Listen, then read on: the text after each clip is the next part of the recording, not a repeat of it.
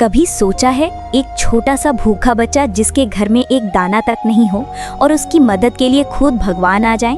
हाँ, ये कहानी ऐसी ही है जहाँ भगवान ने सिर्फ खाना नहीं दिया बल्कि खुद चूल्हा जलाकर उस बच्चे के लिए खाना बनाया। एक गांव में 8 साल का एक पतला सा कमजोर बच्चा रहता था। नाम था नंकू। उसकी माँ बीमार थी और घर में 2 दिन से कुछ नहीं बना था। सुबह से वो सड़क पर खड़ा रहता कि शायद कोई रोटी दे दे, पर कोई नहीं देता। दोपहर तक पेट में आग सी लग रही थी। नंकू के पैर धीरे धीरे थक गए थे और हाथ पांव ठंडे हो गए थे, पर वो लगातार मंदिर की ओर बढ़ता रहा। मंदिर के पास जाकर उसने खुद को दीवार के सहारे टिकाया और बैठ गया। आंखों में आंसू और दिल में बस एक ही उम्मीद, भगवान आज कुछ खिला दो। मंदिर बिल्कुल खाली था, सिर्फ एक छोटा सा दीपक हल्की रोशनी दे रहा था। तभी मंदिर के गर्भगृह से अचानक तेज हल्की रोशनी निकली और हवा में एक मधुर आहट फैल गई। नंकू ने डर और आश्चर्य से अपनी आंखें बड़ी कर दी। उसने देखा कि वहां खड़ा है भगवान जगन्नाथ देव, अपने रंग बिरंगे विशिष्ट रूप में।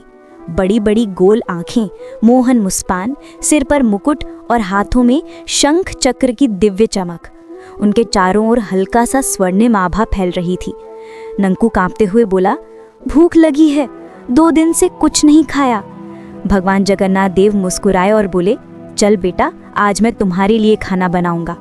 उन्होंने धीरे से अपने कान के पीछे हाथ रखा और एक छोटा सा मटका निकाला जिसमें चावल और अनाज थे। पर जैसे ही मटके को खोला, उसमें कभी खत्म ना होने वाले अनाज की बरसात होने लगी। नंकू हैरानी से कुछ समझ नहीं पा रहा था। मंदिर के बाहर चूल्हा अपने आप जल गया और लकड़ियां अपने आप इकट्ठा होने लगी।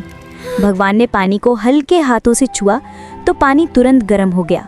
चावल डाले तो मीठी खीर की खुशबू पूरे मंदिर में फैल गई और हवा में हल्का सा नारियल, घी और मसालों का अजीब सा मिश्रण महकने लगा। नंकू धीरे धीरे भगवान के पास आया, पर कदम कदम पर विश्वास और डर दोनों मिल रहे थे।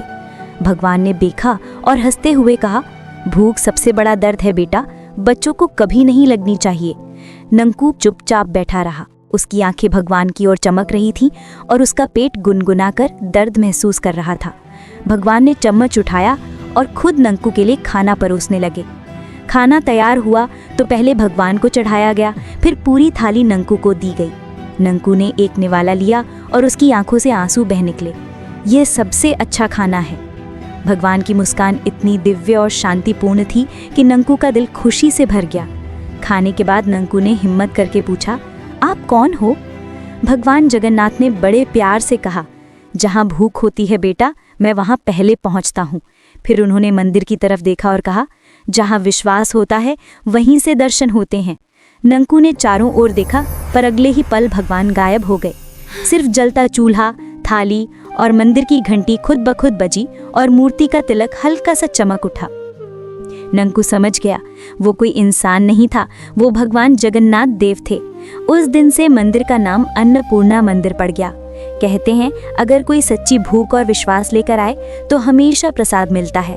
नंकू बड़ा होकर मंदिर का सेवक बन गया और जब कोई भूखा आता तो वही कहता, भूख सबसे बड़ा दर्द है, बच्चों को कभी नहीं लगनी चाहिए, क्योंकि उसने भगवान जगन्नाथ को अपने लिए खाना बनाते देखा था।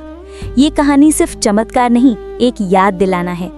भगवान हर मूर्ति में नहीं, लोगों के पेट भरने वाले विश्वास में रहते हैं। और जब किसी मासूम को दर्द होता है, भगवान किसी न किसी रूप में आ ही जाते हैं। बस विश्वास रखो, दुआ करो और कभी किसी भूखे को खाली हाथ मत भेजो। क्या पता आपके दिए हुए एक निवाले पर ही भगवान जगन्नाथ देव मुस्कुरा रहे हों।